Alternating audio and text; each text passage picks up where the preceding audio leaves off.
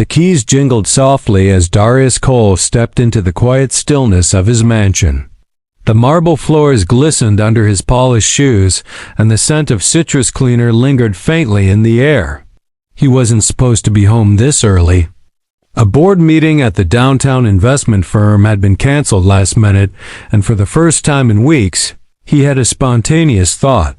Surprise Maya, her favorite vanilla ice cream with rainbow sprinkles sat melting slightly in a paper cup in his hand. It had been too long. Since his wife's sudden death 2 years ago, Darius had buried himself in the only world he knew how to control: business. Deals, mergers, silent partnerships, flights in and out of Zurich, Singapore, New York. Anything to distract from the ache that refused to leave his chest. But today, he thought, maybe just one afternoon to be a dad. He wasn't greeted by laughter. Not the soft hum of cartoons, not Maya singing from the hallway. What he heard instead made him stop mid-step. Crying, not loud, not even clear. Muffled. As though someone was trying hard not to be heard, his brow furrowed. He followed the sound toward the kitchen, moving like a ghost. What he saw next shattered him. Maya stood by the sink, a mop gripped in both hands, her tiny frame hunched under its weight. Her jeans were ripped, her shirt clung to her, stained and too tight. Her curly hair was tangled, cheeks streaked with grime and old tears. But it was the marks that made him stop breathing. Angry red lines across her arms, scratches, bruises, one eye puffy and half closed. She looked like she had been fighting a war no child should ever know. Maya, his voice cracked. She jerked in fright, her little hands losing grip on the mop, which clattered to the ground. Her wide, panicked eyes locked onto his. Daddy, she whispered, instinctively trying to hide her arms behind her back. He was already kneeling, ice cream forgotten, hands trembling as he gently reached for her. Baby, what happened to you? His voice was low, steadying itself against the hurricane rising in his chest. She shook her head, lips trembling. I was slow mopping. Who did this? His voice was firm now, controlled, but underneath, it roared. Her eyes dropped. Miss Vanessa. Time stopped. The nanny. The woman he had hired after 6 interviews and personal referrals. Polished, warm, with a resume that would impress a senator's wife. Recommended by Kira, his fiancée. She said I make messes. That I have to earn my place or she send me away like mommy. Darius blinked, stunned. His daughter believed she had to work to stay in her home. That if she made a mistake, she'd vanish just like her mother did. The ache in his chest ruptured into something primal. He scooped her up, holding her tight, feeling her fragile body tremble in his arms. No one is sending you anywhere. You are safe, you hear me? You're safe now. Her tiny hands gripped his suit. Don't tell her I told? That's when he heard the footsteps. Measured. UNBOTHERED. Vanessa appeared in the archway, cradling a laundry basket like it was a tray of tea. Her expression was calm, composed. Oh, she said mildly. You're home early. Darius stood up slowly, Maya still in his arms. He stepped forward with steel in his eyes. What did you do to my daughter? Vanessa blinked. Excuse me? The bruises, the crying, making her mop the damn kitchen floor. She's 6 years old. Vanessa sighed and set the basket down. Mr. Cole, children need structure. Maya's been misbehaving. Broke 2 glasses this morning. I don't care. If she burned down the house, you don't lay a hand on her.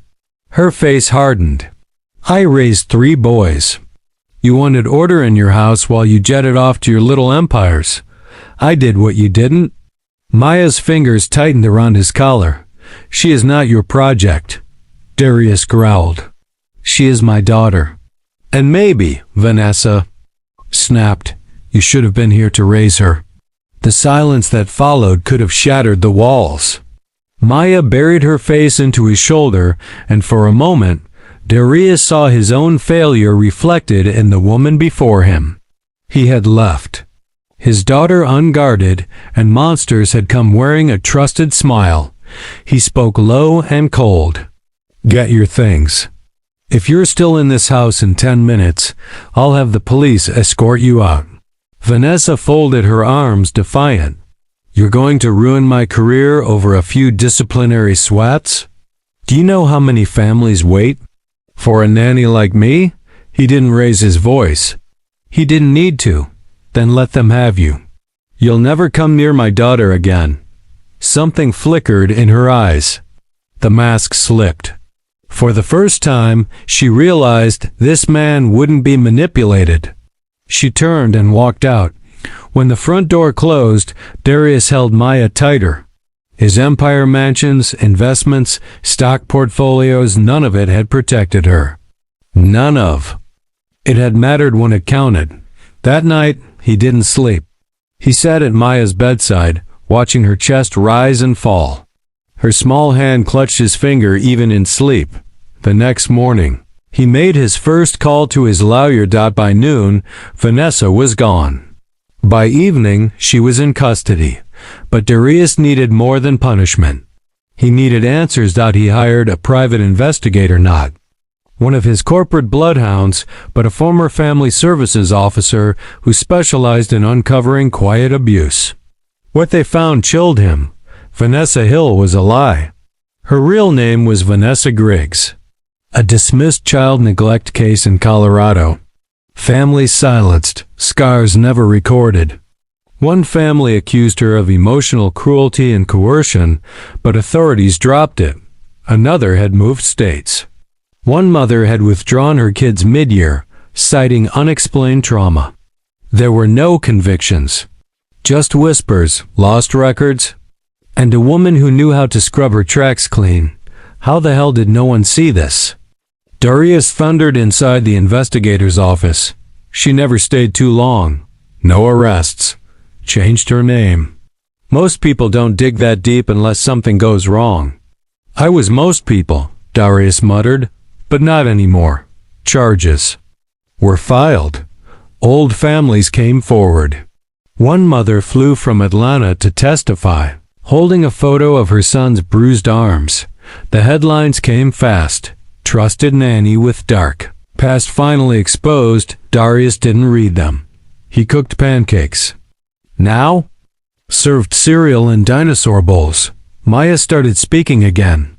Slowly, she drew sad stick figures in crayon. He framed one and put it on his desk. He read every silence like scripture. One night, she asked, "What if she comes back?" He knelt. "She won't. I'll never let anyone hurt you again." She touched his face. "You were gone a lot," his voice caught. "I know. I won't be again. Ever." At the sentencing hearing, he held Maya's hand as Vanessa sat without a single supporter. 3 years in prison. 2 years probation. No appeals. No remorse. Afterward, Darius took Maya to the park her mother once loved. She wore a yellow dress. Her laughter rang through the trees. Darius sat on a bench, watching like the world depended on her joy. Because for him, it did. She climbed into his lap. "You won't leave again, right?" He kissed her forehead. Never again. He thought building an empire would give her the world.